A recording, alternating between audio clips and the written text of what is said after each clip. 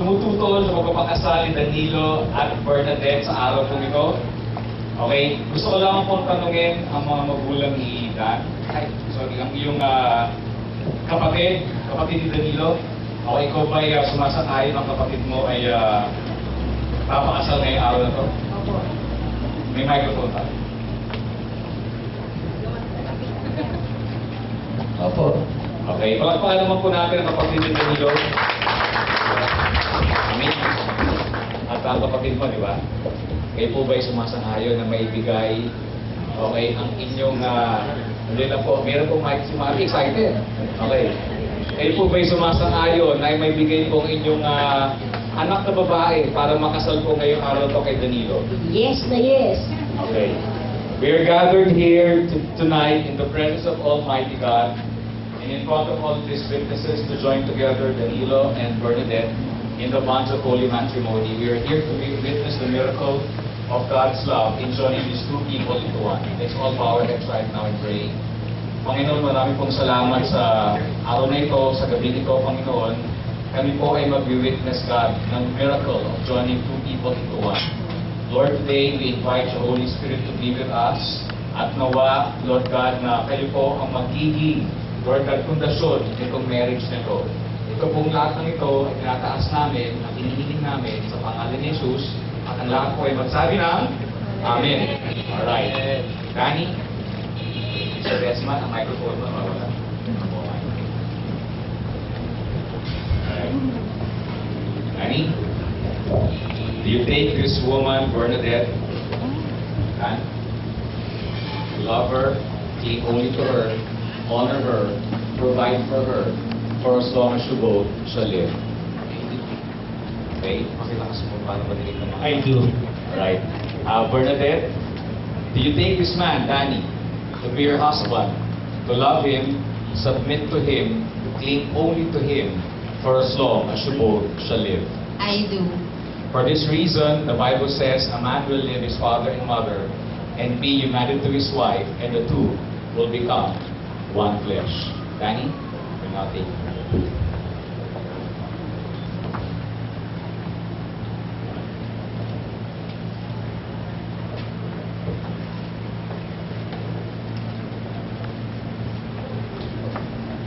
And you may now proceed to your respective seats. Lahat po tayo ay magsiupo na.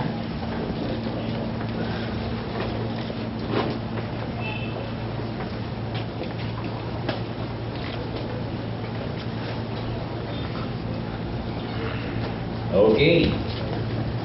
Gusto ko po sanang tawagin ang ating Bible bearer. I'd like to ask our Bible bearer to please come. Shem. Okay, ating pong Bible bearer, please come. Since Dan and Bernadette, thank you, Shem. Since Dan and Bernadette have committed their lives to the Lordship of Jesus Christ, this wedding ceremony and this marriage will be based on the eternal Word of God. God's Word is the final authority for our conduct, values, and beliefs. When we look at what God's Word says about man, woman, and marriage, we will see that He has given us guidelines that if followed will ensure happiness in marriage, but if ignored, will produce misery. Dan and Bernadette, let me just read to you several passages in the Bible patungkol sa marriage na sinasabi ng ating Panginoon. Genesis 2 says, the Lord said, it is not good for the man to be alone. I will make a helper suitable for him. So the Lord God caused the man to fall into a deep sleep.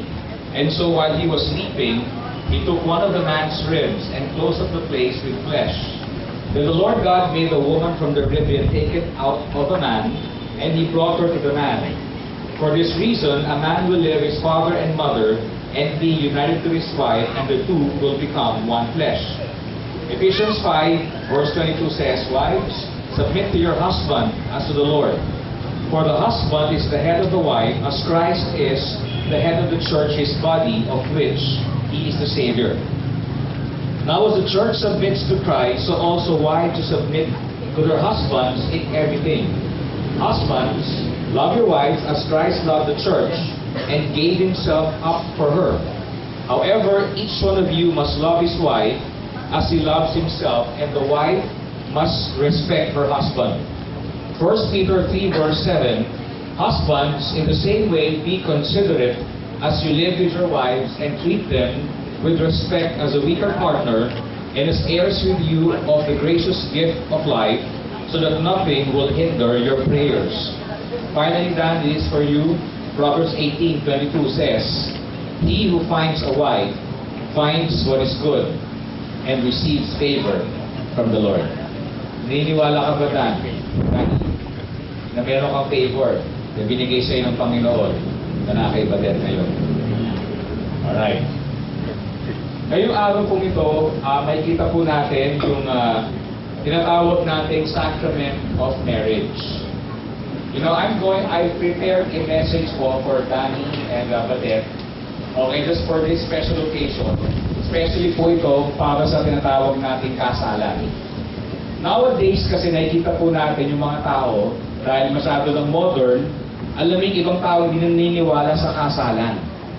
Nowadays, bago sila magpakasal, ay meron ng bunga. Okay, ang isang babae. At yung sabi ng ibang tao, okay, ang kasalan na yan, hindi na tayo naniniwala dyan, kasi isa lamang yan, papel na pwede namang punitin yan pag hindi tayo nagkasundo. Ngayon, ang tanong ko po sa inyo, Danny and Bernadette, naniniwala ka ba at this day and age na yung ating society, karamihan din naniniwala sa kasal, may mga tao na they actually, you know, medyo meron silang problema sa immorality, okay, at marami pang ibang pagsubok na nagkakaroon ng problema ang pamilya at ang kasalan. Danny, naniniwala ka ba na itong kasalan ninyo, ni Badet, ay magiging strong and healthy? Naniniwala ka ba in this day and age? Yes, Pastor. Badet, ito yung tanong ko sa iyo, naniniwala ka ba na yung marriage mo kay Danilo ay magiging strong in the midst of what's happening all around us? Opo. Tayo pong mga witnesses, naniniwala po ba kayo? Kaya po kayo tinawag na witness, na imbitahan po kayo. Kayo po ba'y naniniwala at this day and age na ang kasalan po ni Danilo at Bernadette ay magiging matatag sa panahon ito? Ang lahat po ay magsabi ng yes. Ngayon, gusto ko lamang magbigay ng ingredients kung paano maging matatag ang inyong kasalan, ang inyong pagpapakasal, ang inyong pag-isang dibdib. Kasi nga, considering na maraming nangyayari sa mundong ito, maraming nangyayari ng mga problema sa marriages, and people are really, you know, wanting to find or figure out that they have the rights for this marriage. Ipapakita ko lang po ang nakalagay sa Biblia o anong ibig sabihin ng salitang marriage. You see, the Bible actually has given to us a guideline. Okay? Yung unang creation po, ang sinabi ng Panginoon, i-create daw niya isang male and female. Wala pong ginawa ang Panginoon na ibang lahi o ibang gender, kundi babae at lalaki. Ang lalaki ay para sa babae at ang babae ay para sa lalaki. Kung kayo po ay magagalit sa akin, nakalagay po yan sa salita ng Panginoon. Okay, yun ang po gusto kong sabihin. So, ang marriage po is actually between a man and a woman, and they're actually living together in the bonds of holy matrimony, in the sacredness and the sanctity of marriage.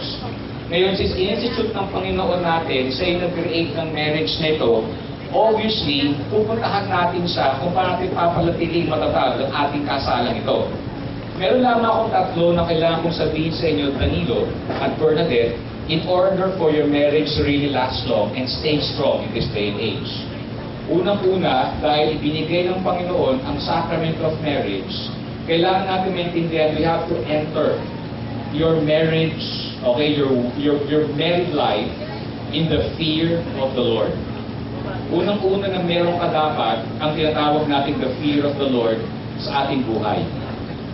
Since ang Panginoon po natin ang nagbigay ng marriage na ito, obviously, hindi po si judge, hindi po si attorney, hindi po ako bilang pastor ang merong karapatan o honor lang na para bendisyon ng marriage na ito. Actually, we have invited the presence of God, okay, to really make your marriage really last long.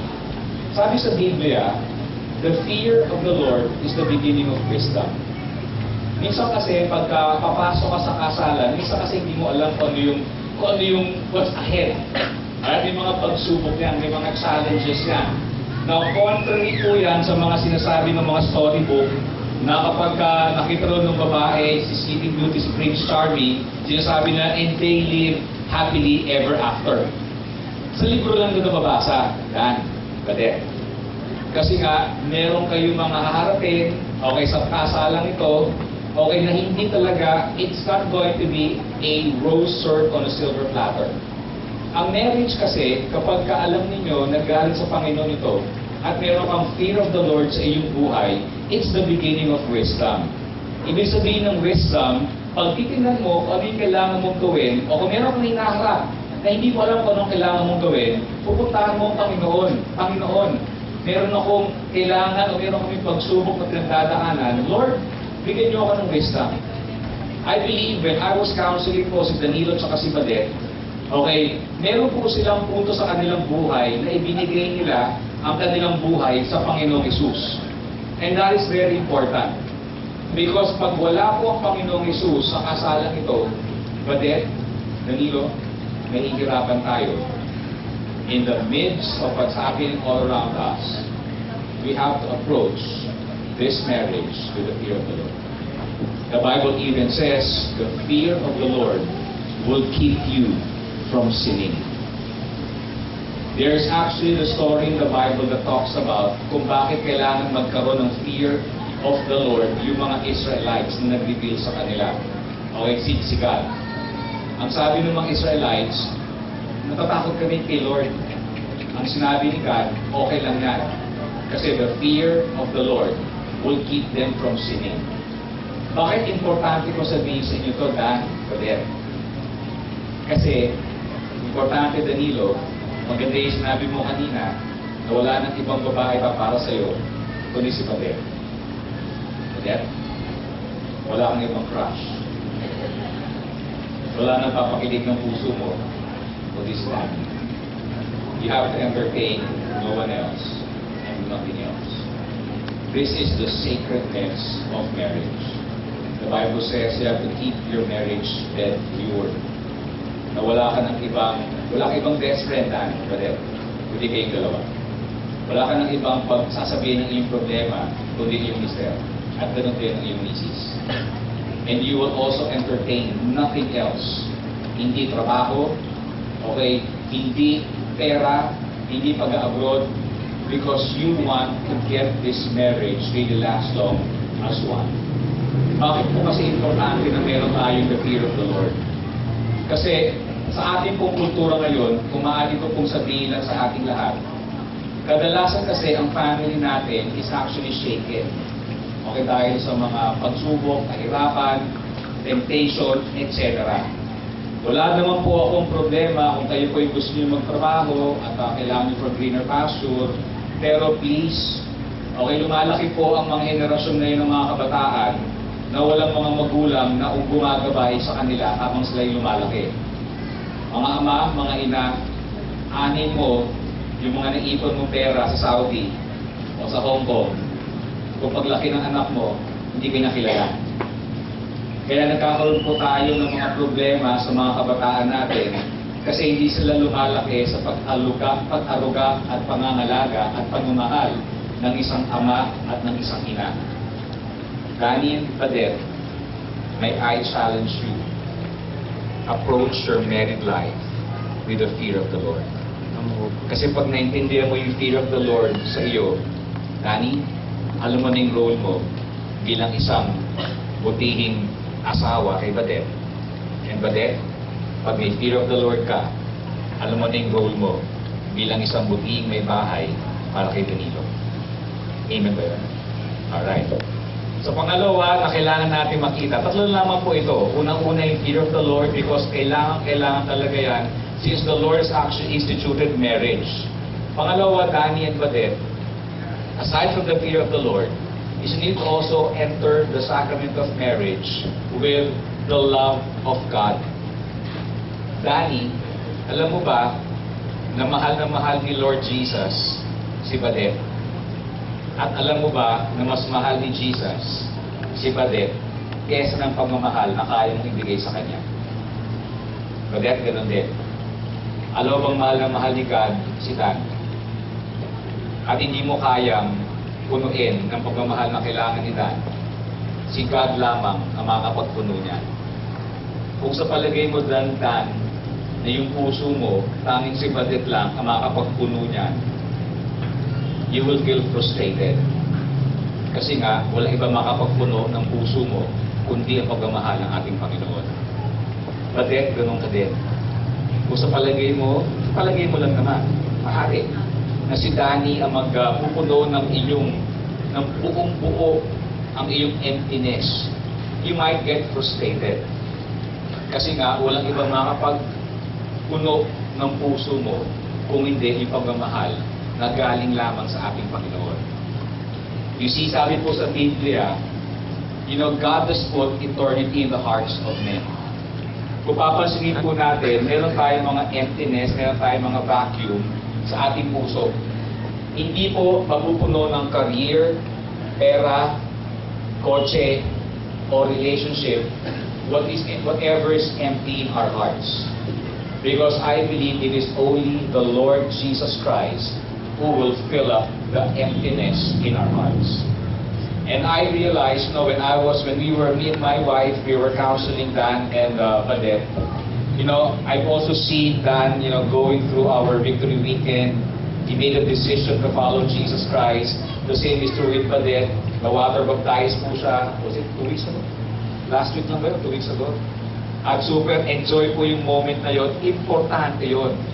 Kasi Dan, pag sobrang-sobra ka ng pagmamahal ng Panginoon sa buhay mo, you can actually go and extend that same love to Badet.